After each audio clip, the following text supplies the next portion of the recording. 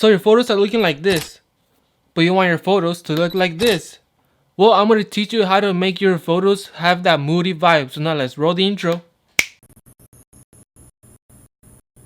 What's up guys, so if you're new here, I'm Mauricio Celis and I post videos about filmmaking, photography, tutorials, and I even put some of my edits in here.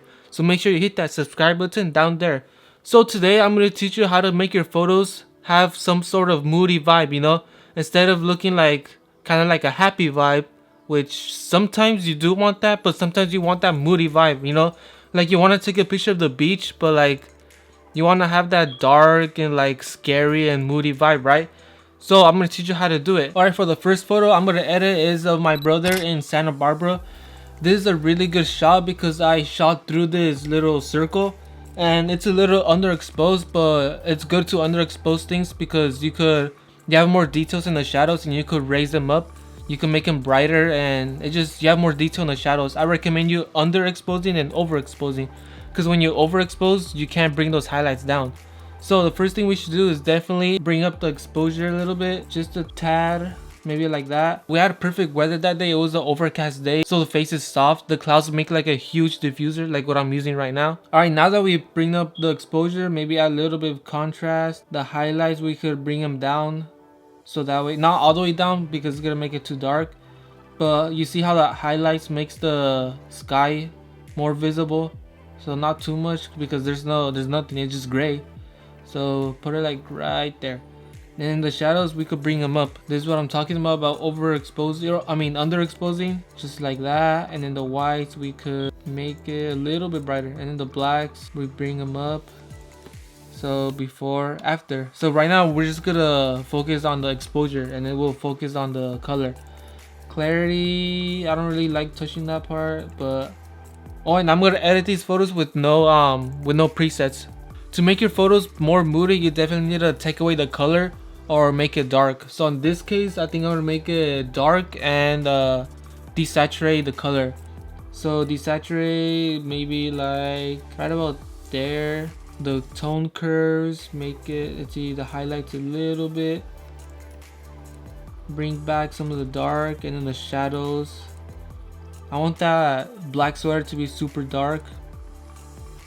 Now the color orange is gonna be skin tone or that flower or those leaves on the bottom. So make it around there like that. Yellow. The blues, maybe, yeah, take away the blues a little bit. Let's see, maybe make it a little bit darker from the edges like that. Add more contrast. And then I always, instead of vignetting, I always like getting this circle and then I place it around the subject, or I want the viewer to focus more on it. So I want to focus on right here, the circle where I shot through it, and then so that's, you know, brings the vignette, but not that much obviously.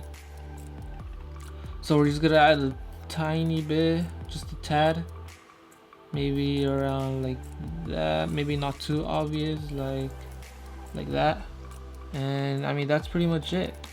And then we could take it to the next level and take it to Photoshop and add like maybe a rain or fog. So we're gonna take it to Photoshop. All you need to do is click on the image down here, and then right here where it says edit in Adobe Photoshop, and then open it. So we're gonna add rain and fog right now. Alright, so here it is. I don't like editing the original image, I always make a copy. So let's make a copy. And then we're gonna search for fog and rain. Alright, rain, PNG. This is a good image. So save image. And then we're gonna get fog. We're gonna add first the rain. So here it is. So what we need to do is change the overlay from normal, I think it's green. And then the opacity, I'll bring it down a little bit, maybe like 55%, and then we can make this bigger, put it on the side, on its side. So make this bigger so that way it covers the whole image like that. And then we could probably, let's see, because that's how it was before, we don't want that much, maybe like just a little bit, you know, just so sprinkling like that. And then we could bring the fog, here it is, and it's already a PNG. Maybe we could add it in the bottom right here, bring it like so, just like that. Maybe bring it down just a tad, the opacity, and just like that. We should bring the rain in the top, and there we go. Alright, the next image we're gonna do is a picture of me, which is right here. And what we could do is we could definitely desaturate the sky, which is it's too blue. So what we could do is we could make a tiny bit brighter, just like that. It's like exposed pretty good. Add some contrast, maybe add the highlights, bring up the shadows, bring up the whites, bring up the blacks a little bit, add a little bit of clarity. And then I want the sky to be like not dark, I want it to be more visible. So what to do is you could add the vibrance more up and then desaturate it a little bit, just like that. And then that's the before and after. And then this is where the real magic happens. Alright, the orange, is there any orange? Alright, the grass is orange apparently. So we could desaturate that. The yellow is probably the grass also. So we could desaturate that. Not too much in the orange because that's gonna affect my skin tone. So maybe like that, a little bit brighter. And then the blues, this is where you can see a big difference. So we can add a little bit of teal, so that was like teal and orange. And then we could desaturate the sky.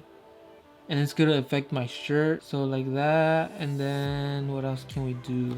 I'll show you the real before and after because this is not the before. But anyway, that's what I came out so far. What else can we add? Maybe add a little bit more vignette, more dark, and there we go. I think that's it.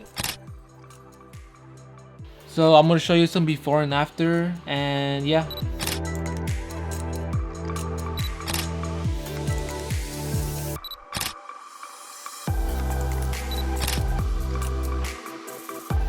Just so you know, setting all this up took forever. It's gonna be such a pain to put all of this back.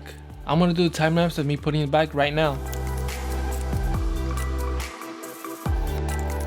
So yeah, that's pretty much it. I have purchased Peter McKinnon's presets and I absolutely love them, especially the new ones that it came out with last year, the 2018 fall. And I hear it's gonna release some new ones, so if you're looking to buy presets, I recommend buying Peter McKinnon's. If you want, I could do another video of trying out Peter McKinnon's presets on my photos. If that's what you want, leave a comment down below. And yeah, that's pretty much it. If you like this video, give it a big thumbs up, subscribe, and peace out.